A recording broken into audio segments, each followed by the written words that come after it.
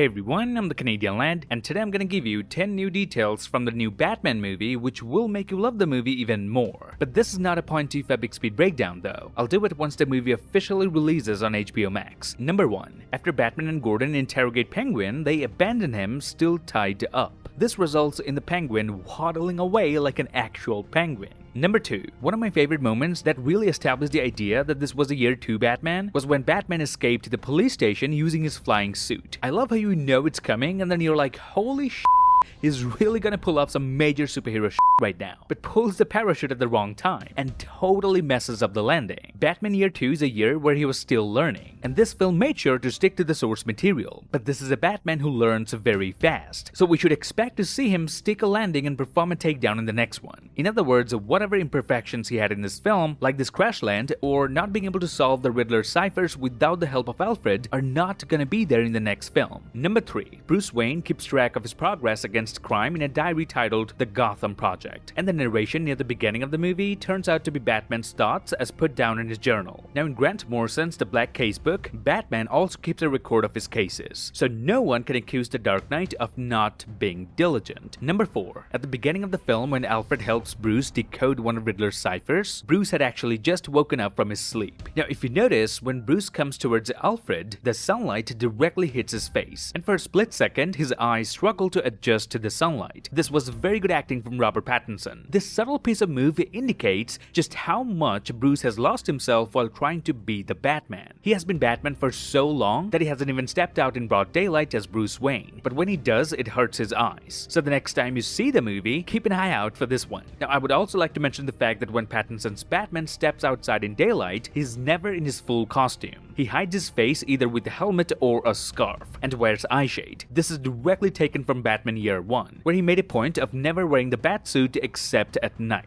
Number 5. When Batman follows Selina on his motorcycle, in the background we can see a Bellareal election night billboard. Now Mayor Bellareal is a grassroots politician who ran for the mayor's office of Gotham City and won. So this billboard was foreshadowing her running for mayor, and the fact that she will in fact win. Number 6. When the Riddler is caught by the police in a corner diner, they find several ID cards in his pocket. And notice one of them says Patrick Parker, which is an alias that he also used in the comics. Number 7. When attending the mayor's funeral, Bruce Wayne is seen driving a 1963 Corvette C2. Now in the 1970s, popular Batman comic book artist Neil Adams illustrated a Batmobile inspired by this Corvette. So if you've been a long-time Batman comic fan, you must have immediately got that reference. Number 8. One of the Riddler's videos reveals that during Thomas Wayne's mayoral election run, reporter Edward Elliot found out that Wayne's wife Martha had spent time in Arkham State Hospital due to mental illness and planned to reveal it to the world. But Thomas Wayne, not caring about his political career and only caring about his wife and their son Bruce, went to mobster Carmine Falcone and asked him to put the fear of God into Elliot to keep him from running his story. Now Thomas Elliot in the comics becomes the killer known as Hush. The movie even has the word Hush over a picture of Elliot when talking about the hush money he refused from Thomas Wayne. This is probably hinting at his son appearing in the future to take revenge on Bruce Wayne for the sins of his father. Number 9. The green substance Batman injects in himself in order to save Selina, which causes him to seemingly grow more powerful, has a striking similarity to the drug Venom. Now a Batman villain, Bane, also uses a similar substance to increase his ferocity and strength. Number 10. Now this one is my favorite detail from the film. If you've seen the movie, you know already that towards the end, the Riddler aka Edward Nashton sniped Carmine Falcone from his apartment window. But what if I tell you the fact that Edward Nashton lived here just across the street from the Iceberg Lounge was already revealed in the 31st minute of the movie? That's right, when Selina takes a taxi home, we get a wide shot of the scene. And there, if you pay attention, you'll be able to see Edward Nashton taking photos of the Iceberg Lounge. So if you think about it, had Batman investigated these pictures enough, he would have tried to find out where the Riddler exactly took these photos from. If he had done that, the movie would have been over in 30 minutes, and Batman would have been the best detective in the world. Now there are a few more details I noticed, which aren't exactly visual details, but very crucial points of the film, that makes this movie one of the best Batman movies ever made. And for me, one of the best parts of this film is when criminals stare down a dark alley in fear,